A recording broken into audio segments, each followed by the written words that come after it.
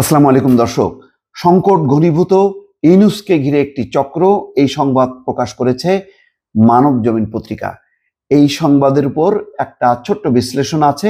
বিশ্লেষণ করার আগে আপনাদের প্রতি অনুরোধ, যারা ভয়েস বাংলার এই প্রতিবেদনগুলো দেখছেন তারা অবশ্যই লাইক, শেয়ার এবং সাবস্ক্রাইব করে আমাদের সঙ্গেই থাকবেন।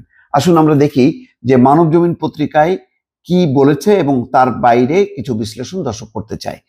বলছে, অন্তর্বর্তী সরকার প্রধান ডক্টর মোহাম্মদ ইউনূসের সঙ্গে রাজনৈতিক দলগুলোর ক্রমেই দূরত্ব বেড়েছে, তবে এনসিপির সঙ্গে সম্পর্কের কমতি নেই।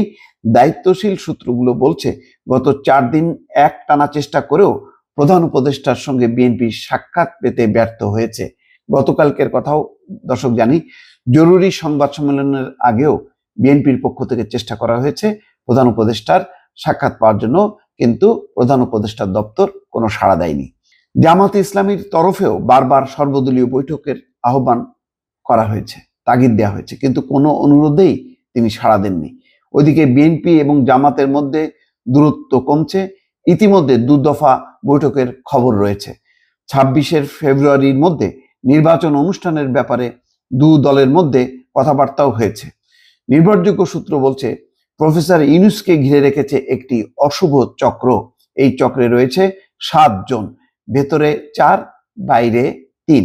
তারা চায় না নির্বাচনের দিকে দেশ এগিয়ে যাক, তাদের মতলব অন্য। তারা তাকে জনবিচ্ছিন্ন করতে চায়।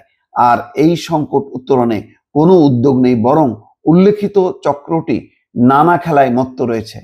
তারাই বলছে, প্রফেসর ইউনূস পদত্যাগ করতে যাচ্ছেন, আমরা তাকে আটকিয়ে রেখেছি, কিন্তু বাস্তব অবস্থা ভিন্ন। মানব জমিন জানতে পেরেছে, বৃহস্পতিবার প্রফেসর ইউনূসের সঙ্গে ঐকমত্য কমিশনের ভাইস চেয়ারম্যান ডক্টর আলী রিয়াজের বৈঠক হয়েছে। ঠিক কি বিষয়ে আলোচনা হয়েছে তা এখন পর্যন্ত জানা সম্ভব হয়নি, তবে ধারণা করা হচ্ছে সেনাপ্রধানের বক্তব্য, সর্বশেষ রাজনৈতিক পরিস্থিতি তারা পর্যালোচনা করেছেন। রাজনৈতিক পণ্ডিতরা বলছেন, প্রফেসর ইউনূস পদত্যাগ করলেই সব সংকটের সমাধান হয়ে যাবে এমনটা মনে করার কারণ নেই, বরং সংকট আরো তীব্র হবে। প্রফেসর ইউনূস যদি সঠিক সময় সঠিক সিদ্ধান্ত না নেন, তাহলে খেলা তার হাতছাড়া হয়ে যেতে পারে, অর্থাৎ বল তার হাতছাড়া হবে, সেই কথাটি বলা হচ্ছে। দেখেন দর্শক, কালকে ঠিকই নাহিদ ইসলাম, তারপরে পাটোয়ারি, তারা কিন্তু দেখা করেছে উপদেষ্টা আসিফ মাহমুদ, সজীব ভুঁইয়া, মাহফুজ আলম। অর্থাৎ এনসিপির জন্য যমুনার দরজা, ডক্টর ইউনূসের দরজা খোলা, তারা যখন তখন যেতে পারে। কিন্তু বিএনপির মতন শক্তিশালী রাজনৈতিক দল পারে না, জামাত পারে না। এমনকি বাংলাদেশের বর্তমান যে অন্তর্বর্তীকালীন একটা সংকটকালীন একটা সময়ে বড় স্টেক হোল্ডার সেনাপ্রধান বা সেনাবাহিনী, সেই সেনাবাহিনীর প্রধানের সঙ্গেও যথোপযুক্ত সমন্বয় নেই, বিএনপির সঙ্গে নেই, জামাতের সঙ্গে নেই। উনি এখনো সেই জুলাই আগস্ট ঘোরের মধ্যে আছে, যে ছাত্র নেতাদের নেতৃত্বেই বিশাল অভ্যুত্থান হয়েছে, এবং সেই ছাত্র জনতা এখনো বোধহয় ওই ছাত্র নেতাদের পেছনে আছে বা এনসিপির পেছনে আছে। কিন্তু এটা যে কত বড় একটা মিথ, এবং এটা যে একটা কত বড় একটা মিথ্যা প্রচারণা সাম্প্রতিক সময় দেখা গেছে, যেখানে যমুনা ঘিরে বিএনপির একটা ইউনিট, দক্ষিণ বিএনপির একটা ইউনিট ইশাকের নেতৃত্বে যে শোডাউন করলো, তাতে এরকম অসংখ্য ইউনিট, যদি 100টা ইউনিট এনগেজ হতো ঢাকা শহরে, তাহলে পরিস্থিতি কি হতো? বরং আমি বলবো যে বিএনপি অত্যন্ত ধৈর্যের সঙ্গে কিন্তু পরিস্থিতি পর্যবেক্ষণ করছে, বারবার বলছে আমরা সময় দিচ্ছি, আপনি একটা নির্বাচনের সঠিক তারিখের তফসিল ঘোষণা করেন। তাও তারা সেই ডিসেম্বর মাস নির্ধারণ করেছে, এত দেরিতে, তাতেও হুঁশ হচ্ছে না। তারপরে ডিসেম্বর থেকে জুন, এই সমস্ত নানা রকম কথাবার্তা বলে একটা কেমোফ্লেক্স তৈরি করা হচ্ছে। অন্যদিকে সংস্কারের ব্যাপারে কোনো অগ্রগতি নেই, ধারাবাহিকভাবে মিটিং এর পর মিটিং চলছে। এটা কবে শেষ হবে কোনো ঠিক নেই। সবাই বলছে সব বিষয়ে ঐক্যমত্য হবে না, মোটা দাগে কিছু ঐক্যমত্য তৈরি করে জুলাই ডিক্লারেশন দেয়া এবং তার ভিত্তিতে একটা নির্বাচনের তারিখ ঘোষণা করা, কিন্তু সেই দিকে কোনোভাবেই যাচ্ছে না। অনেকেই বলছেন যে যেহেতু একটা দল, প্রফেসর ইউনূসের দল, এনসিপি নির্বাচনের জন্য প্রস্তুত না, সুতরাং তার নির্বাচনের ব্যাপারে কোনো আগ্রহ নেই।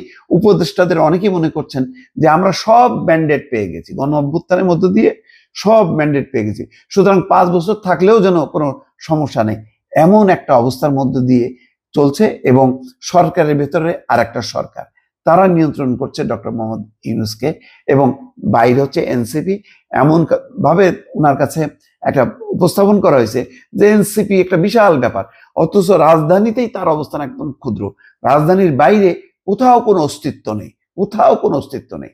মানে হালকা পাতলা ওই কিছু ছাত্র সমন্বয় যারা চাঁদাবাজি ধান্দাবাজি এসবের মধ্যে ব্যস্ত, এরাই হচ্ছে এনসিপির মূল শক্তি। এইগুলির উপর ভর করে ডক্টর ইউনূস চলতে চাচ্ছেন, যেটা খুবই দুর্ভাগ্যজনক।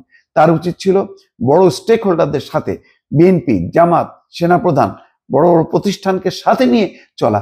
উনি এই সমস্ত মানে কি বলবো, মানে অনেকে বলছে এনসিপি মানে জাতীয় নাবালক পার্টি, তাদেরকে অবশ্যই অবজ্ঞা বা অবমূল্যায়ন করা উচিত না। তারা গণঅভ্যুত্থানে তারা জানবাজি করে লড়াই করেছে, কিন্তু সেটাই কি সব প্রতিষ্ঠান হিসেবে কি দাঁড়াইছে এনসিপি? এবং সেটার জন্য কি সময় দরকার? না, সময় দরকার। কিন্তু তার আগেই তারা মনে করছে যে হাসিনার পতন ঘটেছে, সুতরাং ক্ষমতায় আসতেও তেমন কোনো সময় লাগবে না, এমন একটা মনোভাব। সেই মনোভাবের দ্বারা আবার ডক্টর মোহাম্মদ ইউনূসও সেইগুলিকে আবার পৃষ্ঠপোষকতা করছে, যার কারণে বড় ধরনের একটা গ্যাপ বা সমন্বয়হীনতা তৈরি হয়েছে, যার পরিণতিতে আজকের এই অবস্থা। দর্শক ভালো থাকবেন, আল্লাহ হাফেজ।